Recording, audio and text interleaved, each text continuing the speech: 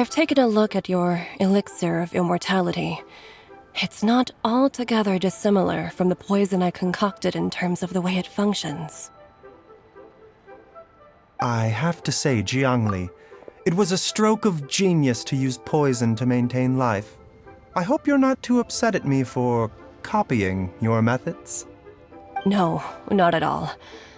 With your intellect, even if you'd never seen my poison, I believe you would have eventually arrived at the same approach. But I'm still impressed by how quickly you managed to gain such a thorough understanding of it. Jialiang's still only been in your care for a few days. Not just that, you even managed to improve upon the original formula. Baizhu, be honest with me. Did you— Huh. Told you the truth with Surf. Life Force isn't the only— Nothing gets past you, Jiangli. You are correct. Besides Life Force, Changsheng's— When I treated Jialia, there is no need to worry about any long-term consequences to my health, however. Now— But you took such a— The reason I left our master and went into But in the end, how are all disciples of Chenyu Vale destined? We are doctors, Baizhu, Can you still stop before— I think you know the answer. Hey, food's ready! Mom, come and join us.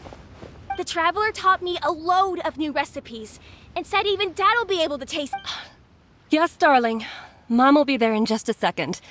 Hey, slow down. Baizhu, I know I won't be able to convince you, but please don't forget that. If Chi-Chi, Gui, and all the friends who have grown fond of you— There's no need to worry, Jiangli. I know— I can only hope so. Baizhu, what did Jiang Li mean by not around anymore? Are you gonna be okay? Every single mortal I've ever contracted with, including Baizhu and Jiang Li's master, has passed away at a young age. Wait, that doesn't make any sense. You said that the contract with you helps people live longer. It is a very long story.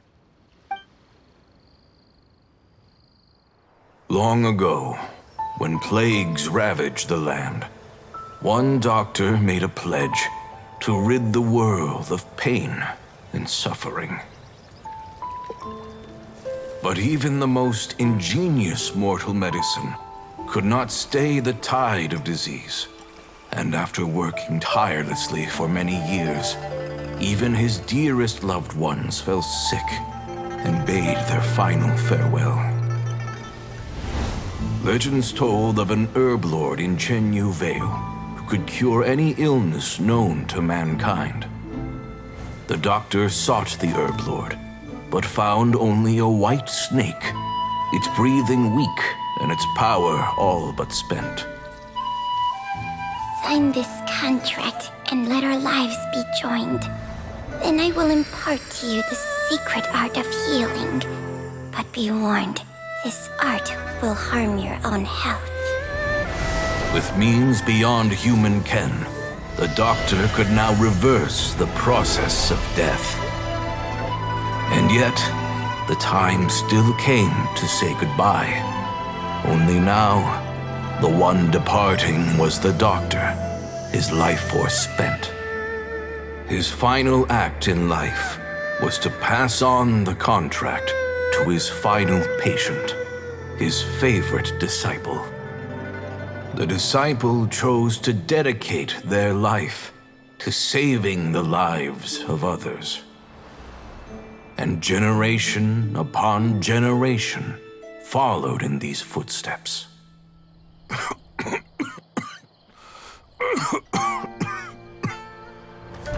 Since I inherited this contract, I've always respected the path taken by my predecessors and followed it myself unquestioningly.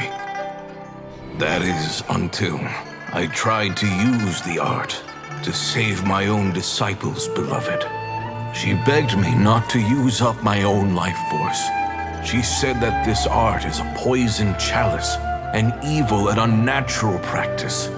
She did not wish to sacrifice one life for the sake of another, when both were lives she treasured. Only then did it occur to me. Did I not suffer when my master passed away, just as patients' families do at their loved one's deathbed? Are not the lives cut short by this contract just as worthy of saving as any patients? What is this contract to us? Medicine or poison? Alas, I no longer have enough time left to find the answer. I entrust to your care both Changsheng and this final question. May you find a remedy for this conundrum, which has ailed us so. Time and again, no matter how much I try to warn them or balance their chi, I can never save them. And you? What's your answer? If I abandoned the contract and left you without a host, what would happen? I suppose I'd spend my final moments taking a nice nap on Mount Yaojun. Then I'd be reunited with my old friends and your predecessors. Then it's decided. If there's a life in front of me that deserves to be saved, why shouldn't I do everything within my power to save it? Once again, it's the same answer. So be it. Close your eyes. Who knows how many more people will take on this contract? None. This contract will end with me. My contract has strict requirements on the host's natural temperament. All my hosts have been most pure of heart. But when one with an altruistic nature gains access to this art, they are more seduced than the average person by the miracle of overturning the laws of life and death. Though they know better than anyone else the fate that awaits them, when faced with the sorrows of humanity and the pain of losing their nearest and dearest, they cannot help but reach beyond human means. They are like moths that throw themselves into the flame, seeking a glimmer of hope in a dark world filled with pain and suffering. So, Baiyu, does that mean... I suppose that would make me a moth that yearns for the light, but doesn't want to be burned to a crisp. Changsheng's art can transfer pain and suffering between people, but it cannot reduce the total amount of pain in the world. It's just like we witnessed. Either Jia Liang feared for Jiang Li's life, or Jiang Li grieved over Jia Liang's sacrifice. I have nothing but the utmost respect for my predecessors, who sacrificed their lives for their principles. But I do not wish to join their ranks, nor do I wish to pass on this contract to anyone else in the future. Huh? But didn't you already transfer a ton of diseases onto yourself? What makes a poison, poison? And what makes a disease, a disease? When it comes down to it, are not both mechanisms that affect the operations of the human body? If disease is defined as deviation from normal functioning, then who knows? Perhaps the true elixir of immortality could in fact be a kind of poison. Many may view the notion of searching for immortality in poisons and illnesses as a flagrant violation of the natural order. But to me, it is no different from the way our ancestors tested the medicinal qualities of herbs by sampling each and every one. I don't want those who come after me to lose their lives to this contract. Nor do I wish for Changsheng to perish from losing her host.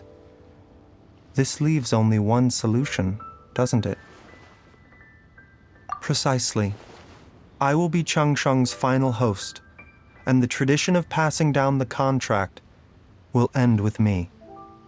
Even the gods of old struggle to achieve true immortality. First you want to save others, then you want to save yourself.